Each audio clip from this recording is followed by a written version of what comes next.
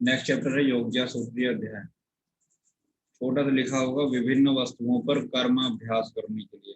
जो हम लोग सर्जरी या शल्य कर्म जो सीखते हैं वो किन वस्तुओं पे सीखा जाएगा उसकी बात करेंगे। तो सबसे पहले तो इम्पोर्टेंट है इसका चैप्टर, किस चैप्टर में है योग्य, तो आपको याद रखना पड़ेगा कि 9वां चैप्टर है, सूत्र 9 में है योग्य सूत्रीय अध्याय। ठीक है, पहला क्वेश्चन क्या बनता है, चैप्टर का नाम आपको पता होना चाहिए।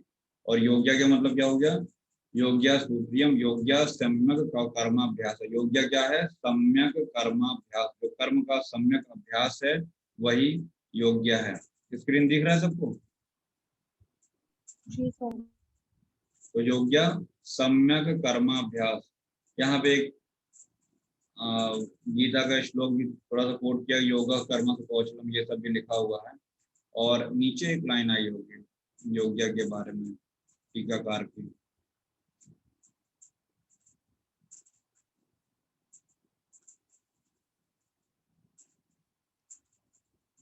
यही है। फिलहाल सम्यक कर्माभ्यास के बारे में आप याद रखिएगा, यही आपका योग्य है। ठीक है ना। तो हम लोग जो कैडेवर देखते हैं ना, उस पर भी काफी कुछ हम लोग को सीखने को मिलता है। एनाटॉमी में, रचना शरीर में, फर्स्ट ईयर में हम लोग कैडेवर पे भी काफी कुछ चीजें बताई जाती हैं, सिखाई जाती हैं। यहाँ पे लिखा गया है योग्य को डॉक्टरी में ऑपरेटिव सर्जरी कहते हैं एवं मृत शरीर पर यह अभ्यास कराया जाता है। याद आ रहा है कुछ ऐसा, फर्स्ट ईयर में हम लोग करते हैं जहाँ जहाँ अगर कैडेवर होता हो। Yes sir. तो याद रखिएगा ये योग्य सूत्री की बात करते हैं। इसमें जो क्वेश्चन आता है उसमें कुछ कर्म है और पूछा जाता है ये कर्म किस पे किया जाता है। अगर यूजी में आएगा तो योग्य पे शॉर्ट नोट पूछा जाएगा, कभी लॉन्ग क्वेश्चन नहीं बनेगा, क्योंकि ये चैप्टर शुरू होते ही खत्म हो जाता है, कोई इतना बड़ा चैप्टर नहीं है। तो सबसे पहले तो याद रखिएगा 9 चैप्टर है सूत्र स्थान का। इसमें हम सम्यक कर्माभ्यास के बारे में जानते हैं कि हमको जो कर्म अभ्यास है, जो सर्जिकल प्रोसीजर्स हैं, किन पे करना चाहिए उसके बारे में, या जो अष्टविध शस्त्र कर्म है वो हमको जो सीखना है किस पर सीखेंगे इसके बारे में यहाँ पे हमको जानकारी मिलती है। ठीक है,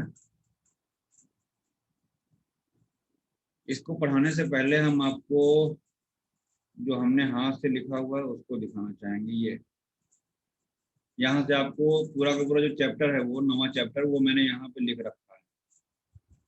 ठीक है, दिख रहा है सबको? और यही ऑब्जेक्टिव में पूछा जाता है कि अग्निक्षार कर्म का योग्य किस पे करते हैं, तो आंसर लगेगा मृदु मांस खंड पे, है ना। इसके बाद सॉरी, अलावू का प्रयोग कहाँ करते हैं, तो 2 जगह देख के आया होगा, छेदन उत्कर्तन परिकर्तन, और साथ ही साथ इधर भी आया है ये बस्ती नेत्र के रूप में भी प्रयोग करते हैं। तो इस तरीके से आपका जैसे लेखन कर्म, स्क्रैपिंग अगर आपको सीखना है तो लोम युक्त चर्म, लोम मतलब जहाँ पे रोए हों, बाल हों, ऐसे चमड़े पे हमको लेखन कर्म सिखाया जाता है। ठीक है, तो लेखन कर्म क्या हुआ, लोम युक्त चर्म पे। वेधन कर्म अगर सीखना है तो किस पे सिखाया जाता है, अभी सभी श्लोक में बताएंगे। देखिए वेधन कर्म में लिखा हुआ है ये मृत पशुओं की सिराओं पे, या उत्पल नाल, कमल की नाल को उत्पल नाल कहा जाता है। तो वेधन कर्म कहाँ करेंगे, उत्पल नाल या मृत पशुओं की सिराओं पर। तो 2 चीजें यहाँ से अभी हमने बताई आपको, लेखन कर्म लोम युक्त चर्म पे, वेधन कर्म मृत पशुओं की सिराओं पे या उत्पल नाल पे। अभी उत्पल नाल एक जगह पे, कमल एक जगह और आएगा, तो उसको भी हम लोग देखेंगे। लेखन वेदन, तीसरा आता है ऐषण कर्म। ऐषण कर्म पहला है गुणोपहत काष्ठ, गुण जिसपे गुण लगा हो, ऐसी लकड़ी पे, वेणु जो बांस होता है उसकी बात कर रहे हैं। नल आपने देखा है, नल, एक तो एरेंडोडोनेक्स जो हम लोग पढ़ते हैं द्रव्य गुण में, एक नल तो वो होता है, लेकिन यहाँ पे नल कमल नाल से लिया गया है। ठीक है ना। तो अगर आंसर क्वेश्चन पूछा जाता है कि कमल नाल का या उत्पल नाल का प्रयोग किस किस कर्म योग्य में करते हैं, तो वेधन में भी हो जाएगा और ऐषण में भी। ऐषण में भी। ठीक है, तो याद रखिएगा इसको। तो ऐषण में आपका 4 हो गया, गुणोपहत काष्ठ, वेणु, नल और शुष्क अलाबु, ये 4 में ऐषण कर्म का अभ्यास कराया जाता है। फिर इसके बाद आहरण कर्म। आहरण कर्म के लिए कौन से शब्द का प्रयोग कर रहे थे? सर बड़ीस और दंत शंकु। बड़ी और दंत। अब यहाँ पे कुछ लिखा हुआ है, पानी पी के बिल्ली मरिया, पता नहीं क्या क्या ऐसे बनाते थे, जो मन करे बना लो, याद करना है। पनस कटहल को बोलते हैं, बिम्बी बिल्व फल मज्जा और मृत पशुओं का जो दांत होता है, ठीक है, पनस लिखा हुआ है, बिम्बी बिल्व फल मज्जा और मृत पशुओं के दंत पे, इनसे जो है आहरण कर्म का अभ्यास किया जाता है। क्लियर हुआ? आहरण कर्म इन 4 पे करते हैं। फिर इसके बाद अगला है विश्रावण कर्म। विश्रावण में हम लोगों ने आटी मुख, शरारी मुख, पता नहीं क्या क्या वहां पे देखा था, है ना।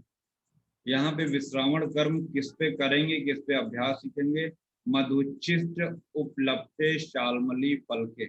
ओरिजिनल कंटेंट जैसे श्लोक में लिखा हुआ है वैसे याद करिएगा, मधुचिष्ट उपलिप्ते शालमली फल के, अभी बता रहे हैं। इसके बाद सीवन कर्म, सूचरिंग कहाँ पे सीखेंगे हम लोग? सूक्ष्म घन वस्त्र। घर में कपड़े की सिलाई करते हैं, तो जैसे कपड़े की सिलाई करते हैं वैसे ही स्किन का भी सूचरिंग करेंगे, सर्जरी में भी सूचरिंग वैसे ही करेंगे। तो सूक्ष्म घन वस्त्र या मृदु चर्म, याद रखिएगा। अभी लोम युक्त चर्म कहाँ पे आया था? सर लेखन। लेखन पे लोम युक्त चर्म है और यहाँ पे सीवन में मृदु चर्म है, याद रखिएगा। इससे ज्यादा जो अभी हमने आपको बताया, यहाँ पे अलाबू का देखिए कहाँ कहाँ आया है, ये मैंने एक साथ अलाबू एक जगह लिख रखा है। ऐषण कर्म बस्ती नेत्र के रूप में, छेदन, उत्कर्तन, परिकर्तन, इतनी जगह पे आपको अलाबू मिलेगा।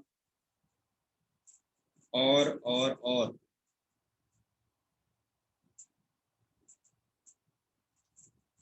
क्या रह गया? भेदन कर्म में भली दीदी का बस में प्रसव, कुछ ऐसा मैंने बनाया था जब नहीं याद हो रहा था। भली से क्या हो गया? भेदन, दीदी से धृति, बस में बस्ती, प्रसव से प्रसेवक। इन तीनों को याद रखिएगा, धृति, बस्ती, प्रसेवक। नहीं समझे? समझे सर। ये भेदन कर्म का याद करने का ट्रिक है। कर्ण संधि बंधन, संधि में छोटी की मात्रा लगेगी, कर्ण संधि बंधन। अगर कर्ण संधि बंधन सीखना है तो मृदु चर्म, मांसपेशी और उत्पल नाल। अब देखिए उत्पल नाल यहाँ भी आया, तो उत्पल नाल 2 भी मैंने आपको नीचे बताया था, तीसरा कर्ण संधि बंधन में भी उत्पल नाल है। ठीक, बंधन कर्म कहाँ पे? जो बैंडेज हम लोग बांधते हैं, जो पट्टी करते हैं, वो बंधन कर्म हम किस पे सीखेंगे? ये इंपॉर्टेंट है, ये पूछा भी जाता है।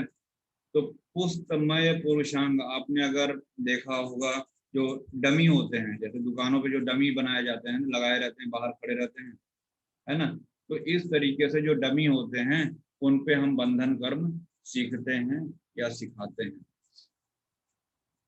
तो कर्ण संधि बंधन हो गया, बंधन कर्म अलग है। अग्निछार कर्म अगर करना है तो मृदु मांस खंड पे, पॉइंट वाइज केवल याद रखना है। अगर आपने इतना पढ़ लिया भाई, और इसको मैंने याद करने के लिए इसमें देखिएगा ज्यादातर जो है कुकुरबिटेसी के हैं।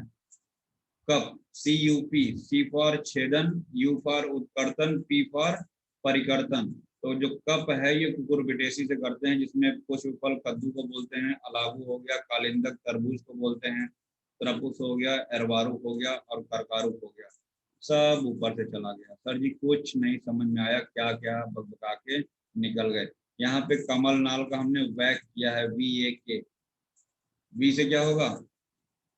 वेधन। वेधन। ऐषण। और के से कर्ण। कर्ण। चलो पुस्तक में चलते हैं, क्या लिखा है सुश्रुत में, थोड़ा सा उसको भी हम लोग देखते हैं।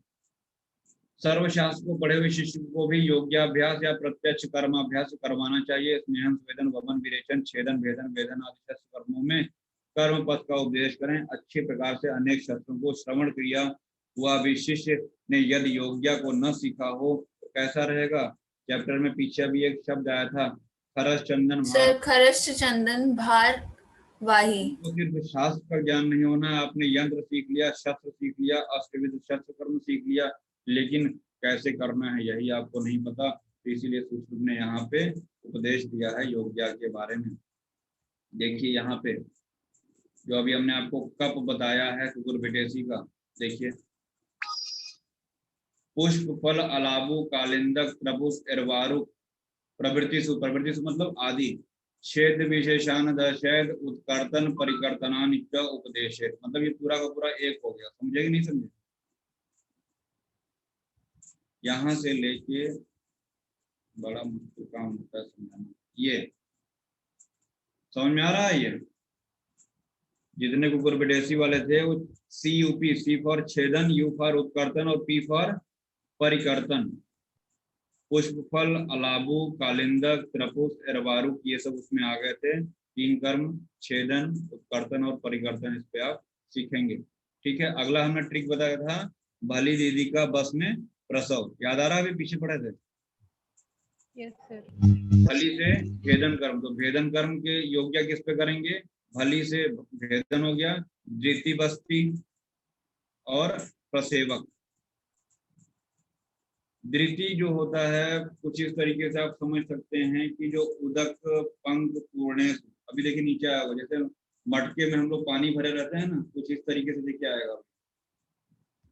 द्वितीय मतलब मशक, बस्ती मतलब जो ब्लैडर होता है ना, जानवरों का जो ब्लैडर, और प्रसेवक चर्म निर्मित भांड। आपने देखा होगा कि जब प्यास लगती है तो लोग पहले जब रास्ते में ट्रेवल करते थे यस सर, पानी भरते थे, है ना, तो प्रसेवक कुछ इस तरीके का होता है। तो इन सभी पे हम लोग क्या करेंगे?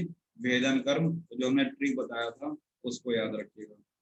ठीक है, फिर इसके बाद अगला है आपका सरोमणि चर्मान्यात लेखन। लेखन कर्म हमने आपको बताया था किस पे करेंगे? सर लोम युक्त चर्म पे।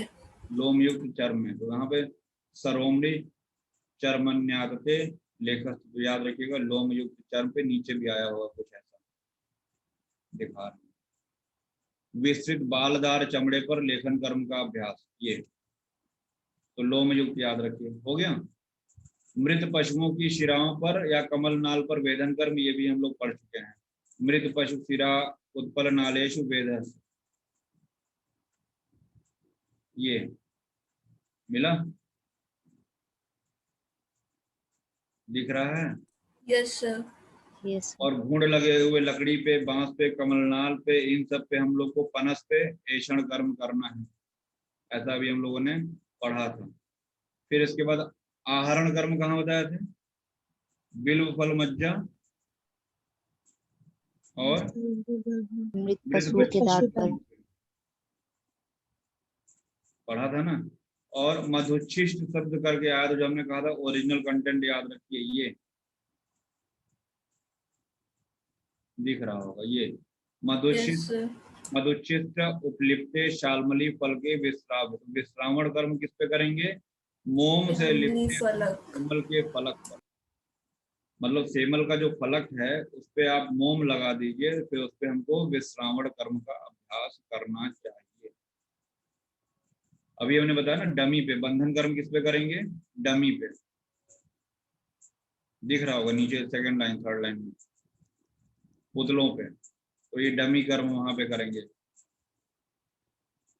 देख लेना एक बार, जो बताए हैं एक बार उसको अपनी हैंड राइटिंग में लिखना, सिर्फ मेरे लिखने पे मत जाना। जब तक आप उसको अपनी हैंड राइटिंग में अपने नोट्स में लिख के नहीं चिपकाओगे, भेजे में नहीं घुसेगा। ठीक है, तो योग्य चैप्टर है, बहुत इंपॉर्टेंट है, क्वेश्चन आता है इससे, और क्वेश्चन सही भी होता है, ऐसा नहीं कि गलत होगा। बहुत आसान चैप्टर है, शुरू होते ही चैप्टर समाप्त हो जाता है। फिर देखिएगा 5वां नंबर श्लोक क्या है? अधिक बुद्धिमान छात्र उक्त प्रकार के उपकरणों तथा अन्य योग्य वस्तुओं पर योग्य का अभ्यास करता हुआ शस्त्र आदि कर्मों को करने में मोहित नहीं होता है। एवं आदिषु मेधावी योग्या हरेषु यथाविधि द्रव्येषु योग्याम कुर्वाणो न प्रमोहयत कर्मसु। वो जो 6 हम लोगों ने शल्य कर्म करने वाले के गुण पढ़े थे ना, आशुक्रिया, अस्वेद, अव्यपतु और असम्मोह पढ़ा था ना, तो वहीं से सम्मोहित नहीं होता है हर तरीके से। मतलब अगर पहले उसने अभ्यास किया हुआ है तो वो जो है परफेक्ट सर्जन बन सकता है, उसको कोई दिक्कत नहीं आएगी, है ना। इस तरीके से ये योग्य चैप्टर समाप्त होता है। कल हम लोग विशिखानुप्रवेशीय अध्याय पढ़ेंगे, है ना। विशिखा अनुप्रवेशी, यहाँ पे विशिखा का मतलब होता है वैद्यक व्यवसाय का कार्य मार्ग, है ना। तो कैसे हम उसको एंट्री करते हैं, वैद्यक अभ्यास कैसे प्रारंभ करते हैं, तो इस तरीके का चैप्टर है। तो इसके बारे में हम लोग कल पढ़ेंगे, ये भी इम्पोर्टेंट चैप्टर में आता है। अब जितने चैप्टर हम पढ़ाएंगे बहुत इंपॉर्टेंट है। विशिखा के बाद क्षार कर्म है, अग्निकर्म है, ऐसे पढ़ते पढ़ते अब सारे के सारे चैप्टर सुश्रुत के बहुत इंपॉर्टेंट है, जो आप क्रिया में भी पढ़ चुके हो। हम लोग यहीं पे अब 14वें 15वें चैप्टर में जहाँ स्वस्थ की परिभाषा आ रही है वो सब भी आने वाला है। वात पित्त कफ के बारे में वो सब आने वाला है। और आपको यहीं पे आपको वो पढ़ेंगे हम लोग, संचय अपर्ता दोषा लबंधे न उत्तरोपद, क्या बोलते हैं उसको, संचय प्रकोप प्रश्न क्या है, षट क्रियाकाल। षट क्रियाकाल यहीं पे आने वाला। तो कम से कम 25 चैप्टर तक बहुत कायदे से पढ़िए, और बहुत इंपॉर्टेंट, बहुत इंटरेस्टिंग चैप्टर है, केवल आपका रिवीजन ही हो गया है ना। कल हम लोग मिलते हैं, टाइम आपको हम बता देंगे। आज के लिए धन्यवाद।